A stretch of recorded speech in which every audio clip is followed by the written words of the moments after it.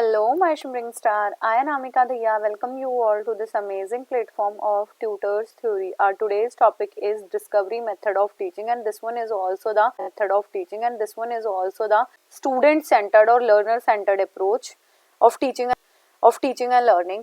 देखो अब हम इस सीरीज में हम टीचिंग ऑफ मेथड्स कर रहे हैं कि ऐसे कौन कौन से मेथड्स हैं जो बच्चों के लिए ज़्यादा सूटेबल हैं और कौन से हैं जो टीचर सेंटर्ड भी हैं।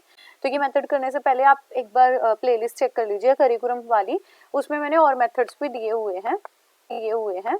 सो कॉन्सेप्ट ऑफ डिस्कवरी आपको ये देख के पता ही चल रहा होगा, यहाँ पे हमें ना कुछ खोजना है। दिस इज द लेंस जिसमें ना जूम करके दिखाया गया है, तो जिससे क्या पता चल रहा है हमें कि हम चीज़ों को क्या कर रहे हैं और भी ज़्यादा खोजपूर्ण करने की कोशिश कर रहे हैं। So discovery method of teaching is based on constructivism पे बेस्ड है ये, and this method is also popularly known as discovery learning. इसे डिस्कवरी लर्निंग भी बोला जाता है, मतलब रचनावाद पे आधारित है और उसे खोजपूर्ण जो पद्धति है वो भी बोला जाता है, क्योंकि इसके अंदर जो बच्चा है, जैसे हमने इंक्वायरी मेथड में किया और कॉन्स्ट्रक्टिविस्ट मेथड में किया कि जो बच्चा है अपने आप जा रहा है, इंक्वायरी मेथड में अपने आप क्वेश्चन फ्रेम कर रहे हैं और कंस्ट्रक्टिविस्ट में अपनी नॉलेज को कंस्ट्रक्ट कर रहे हैं। तो डिस्कवरी लर्निंग में भी ऐसे ही जो बच्चे क्या कर रहे हैं, खुद से जाके खोज कर रहे हैं, किसी चीज के ढूंढने या फाइंड आउट करने की कोशिश कर रहे हैं। और इसके प्रोपोनेंट किसे माना जाता है, जो Jerome Bruner is a propounder लगा लो, प्रोपोनेंट लगा लो और फादर ऑफ डिस्कवरी लर्निंग कहा जाता है। It is the type of learning through which learners construct their own knowledge, जिसके अंदर बच्चा जो है अपने ज्ञान का निर्माण स्वयं ही करता है।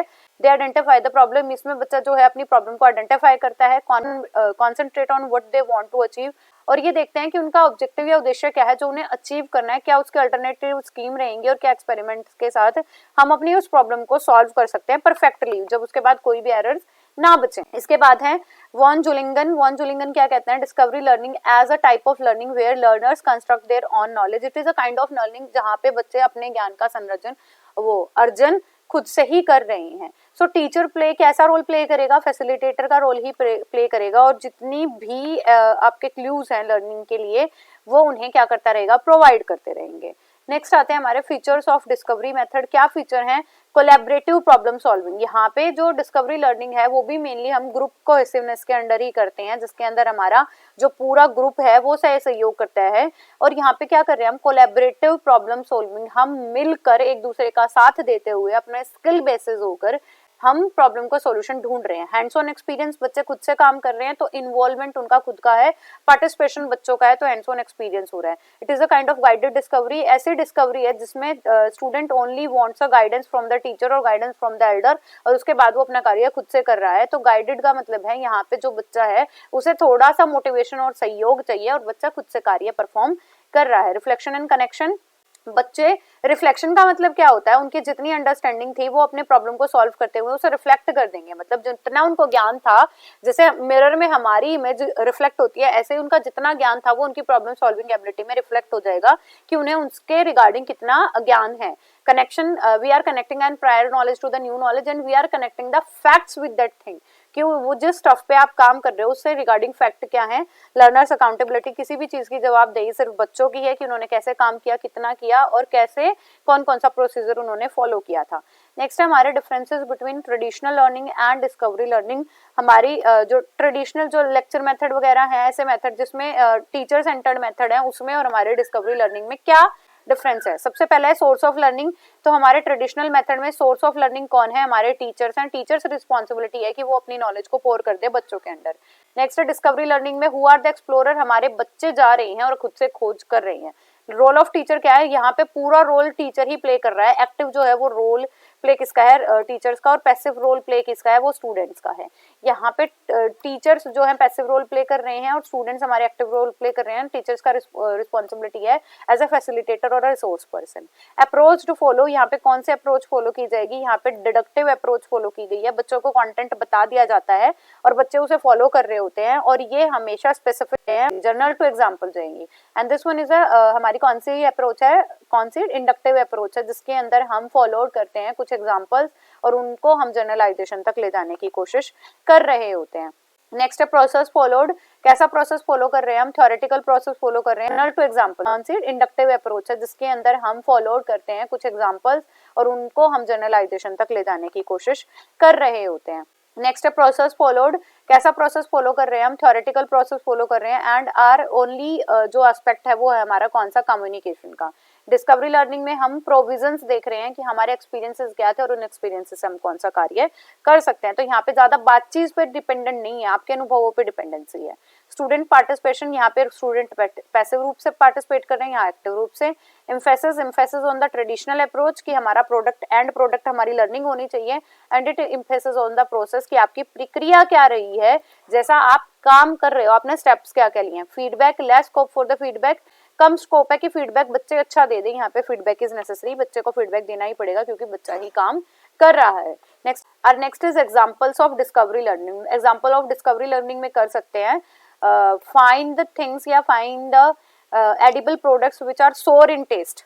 तो बच्चे क्या करेंगे, अपने आप जाएंगे, अपने आप चीजों को खोज करेंगे, चख के देखेंगे तो पता चल जाएगा कि कौन से प्रोडक्ट सोर इन टेस्ट हैं। और एग्जांपल दे सकते हो, find the objects which are sharp in nature, और दे सकते हो उनके find the object which are solid in nature, how liquid change its shape according to the container. इसमें भी बच्चे डिस्कवर कर सकते हैं कि जैसे उन्होंने ग्लास में पानी को पोर किया तो उसने ग्लास की शेप ले ली, हमने किस में पोर किया, अगर मान लो मैंने बोल में पोर किया तो उन्होंने बोल की शेप ले ली। So these are example of our discovery. Next आते हैं यार एडवांटेजेस ऑफ डिस्कवरी मेथड क्या है। डीप लर्निंग, बच्चे जो है अपने आप से लर्निंग कर रहे हैं तो उनकी जो लर्निंग रहेगी वो ज्यादा इफेक्टिव भी रहेगी और डीपन अप भी रहेगी क्योंकि उन्हें वो काम करने में अपनी थोरो नॉलेज प्रोवाइड की है। Lasting learning, the learning will be permanent, बच्चे जो है स्थायी रूप से सीखेंगे क्योंकि जब आप काम करते हो तो हम स्थायी रूप से सीख पाते हैं। फोस्टरिंग द थिंकिंग स्किल, तो आपकी जितनी भी सोचने की क्षमता है वो फोस्टर होंगी और इससे जो है प्रोसेस जो है अच्छे से चलेगा और हमारी लर्निंग भी परमानेंट होती चली जाएगी and it is also interesting kind of stuff. Next है learning linked with the real context, हमें जो रियल लाइफ सिचुएशंस हैं उनसे जोड़ना है। मोटिवेशनल लर्निंग करानी है कि बच्चों को टाइम पे मोटिवेट करते रहें, उन्हें पाथ प्रदर्शित करते रहें और फीडबैक भी प्रोवाइड करें।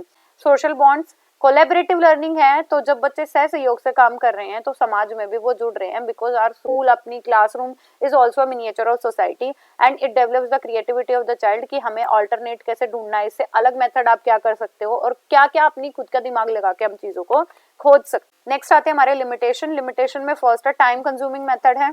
जब बच्चे खुद से जा रहे हैं अपने एक्सप्लोर कर रहे हैं तो they will take a lot of time, उसके बाद वो अपना प्रोसेस स्टार्ट करेंगे। Difficulty for the junior classes discovery learning कम कर सकते हैं क्योंकि उनके पास इतना वे अभी रिफ्लेक्टिव लेवल पे या अंडरस्टैंडिंग लेवल पे नहीं है कि वो अपना काम इतने आसानी से कर पाए। अ डिफिकल्ट अप्रोच, ये थोड़ी कठिन है as compare to our traditional approach क्योंकि बच्चों को बहुत सारा काम करना, they have to do lot of work. Next है initial based required. Initial based required क्या है, यहाँ पे हमें हमारी कुछ रिक्वायरमेंट्स रहेंगी, कुछ रिसोर्सेज या कुछ फैसिलिटीज हमें रहेंगी कि डिस्कवरी करने से पहले हमें वो होनी ही चाहिए हमारे पास। जैसे मैंने कहा find out how liquid change the shapes, तो उनके पास कोई लिक्विड भी प्रोवाइडेड होना चाहिए, देन कंटेनर भी प्रोवाइडेड हो जो विजिबल हो। एंड नेक्स्ट है हमारे lack of train teacher, we have very less train teacher who are expert या कॉम्पिटेंट इन देयर फील्ड, जो बच्चों को अच्छे से काम करा पाए और जिससे बच्चे ज्यादा से ज्यादा सीख पाए। Now we can conclude that discovery kind of approach is also a learner centred या हमारी कैसी है, बच्चों से सेंटर्ड अप्रोच है जिसमें बच्चे क्या कर रहे हैं, खुद से काम कर रहे हैं, खुद से खोज रहे हैं चीजों को। डिस्कवरी अप्रोच भी हमारी एक्सपीरियंशियल लर्निंग को बढ़ाती है, हैंड्स ऑन एक्सपीरियंसेस बच्चों को प्रोवाइड करती है, रिटेंटिव लर्निंग होती है ये। एंड जो हमारी डिस्कवरी लर्निंग है यहाँ पे बच्चे ऑल्टरनेटिव ढूंढते हैं, तो this also create the understanding in the child and they also use the thorough knowledge. इससे और बच्चे जो क्या करेंगे, डीपन अप होकर उस कॉन्सेप्ट पे काम कर पाएंगे। So it is all about our today's topic. Keep going, keep growing and keep learning, my dear students. I hope this session is very helpful for you. Bye bye. Take care.